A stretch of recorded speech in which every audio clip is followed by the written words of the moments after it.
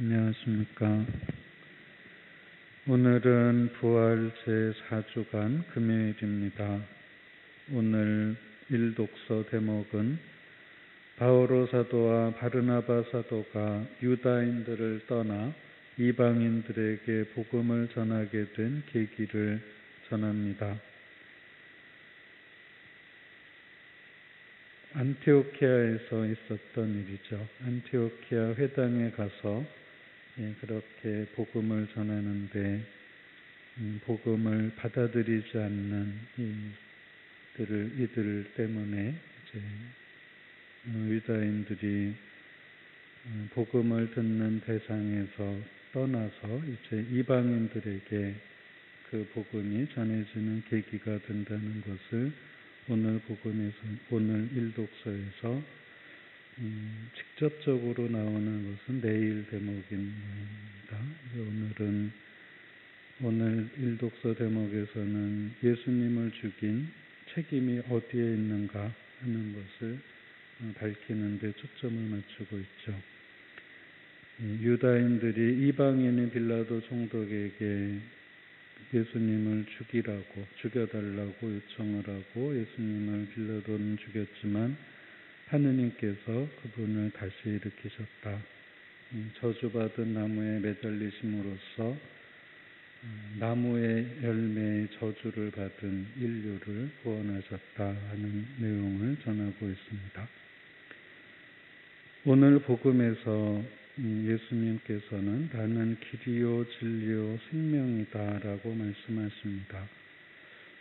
굉장히 유명한 말씀이기도 하지만 한편 보면 대단히 배타적인 말씀 같기도 합니다.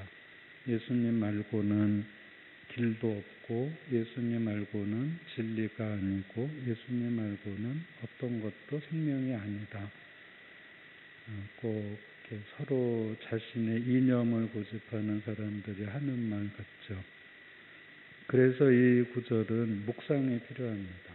성경 말씀을 이해하기가 어려운 부분들이 가끔 있죠. 그런데 기본적으로 성경은 하느님 말씀이기 때문에 우리를 위한 말씀이고 그 말씀은 하느님의 말씀입니다. 성경은 그런 거죠. 그래서 서로 모순처럼 느껴지거나 또 인간적으로 받아들이기 어려운 부분을 이해하기 위해서는 믿음과 함께 어떤 해석 과정이 필요합니다.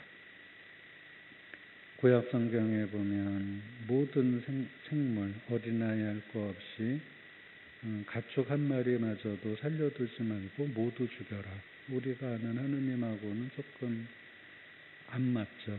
그래서 구약의 하느님과 신약의 하느님이 서로 다른 하느님이라는 주장까지도 초대교회에서는 있었습니다. 그런 모순점이나 충돌을 해결하기 위해서 성경 해석 방법이라는 게 나오는 것입니다.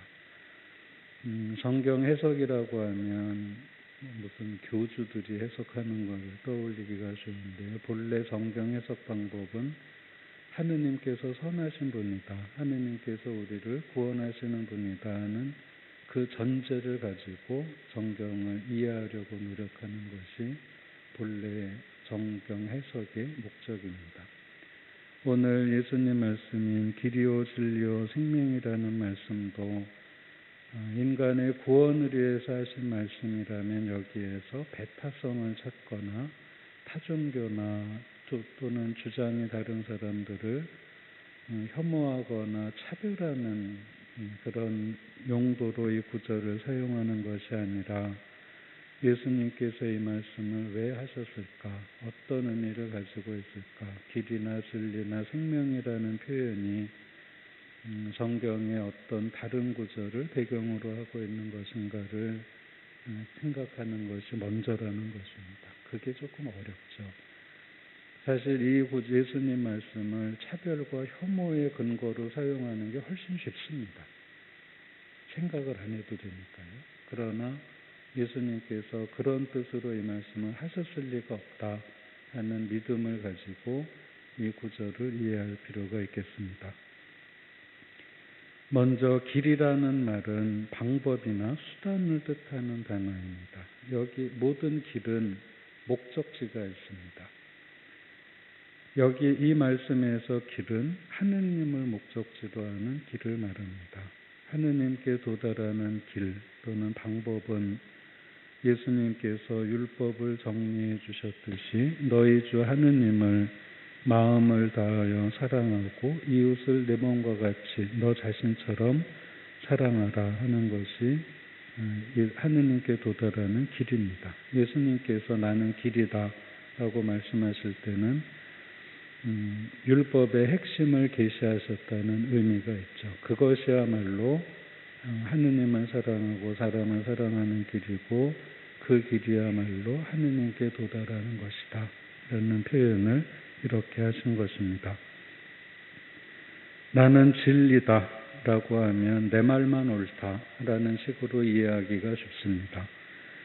우리는 흔히 사실이라는 말을 사용하기도 하고 요즘은 영어를 많이 사용해서 이것이 팩트다 뭐 이런 얘기를 하는데 팩트라는 말 자체는 이루어진 일이라는 뜻입니다. 그냥 일어난 일이에요.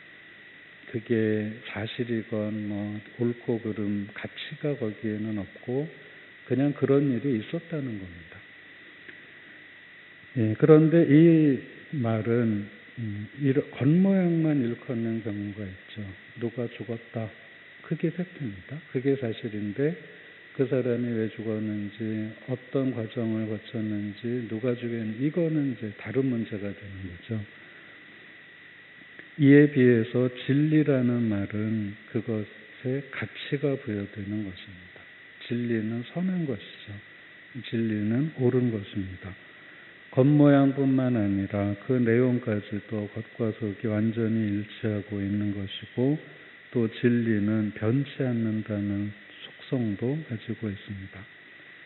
예수님께서 진리라고 할 때 그리고 요한복음에서 진리라는 말을 사용할 때 그 단어는 하느님께서 인류를 구원하시고자 한다.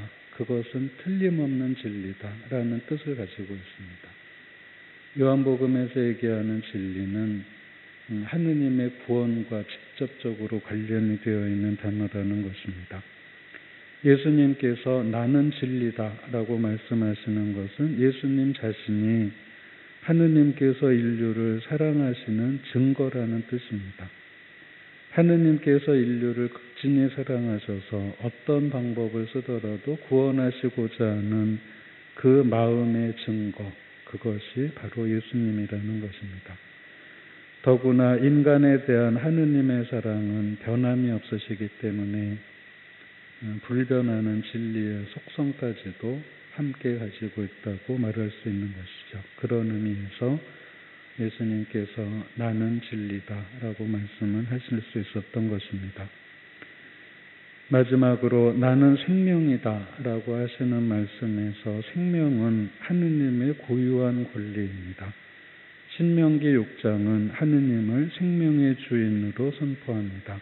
그래서 예수님께서 나는 생명이다 라고 말씀하실 때 그 말씀은 당신의 신성을 드러내신 것이라고 말할 수 있겠습니다. 그런데 예수님께서는 성부의 뜻에 순종하셔서 인간에게 생명을 주시기 위해 당신의 생명을 바치셨습니다. 태초에 하느님께서는 이미 인류에게 당신의 숨결을 불어넣으시어 생명을 주셨지만 인간은 원죄로 그 생명을 잃었습니다. 예수님께서는 인류에게 새로운 생명을 주셨는데 몸소 자신의 생명을 바치심으로써 주셨습니다. 예수님께서는 참 생명이란 자신을 포기하는 데서 나온다는 것을 가르쳐 주셨습니다.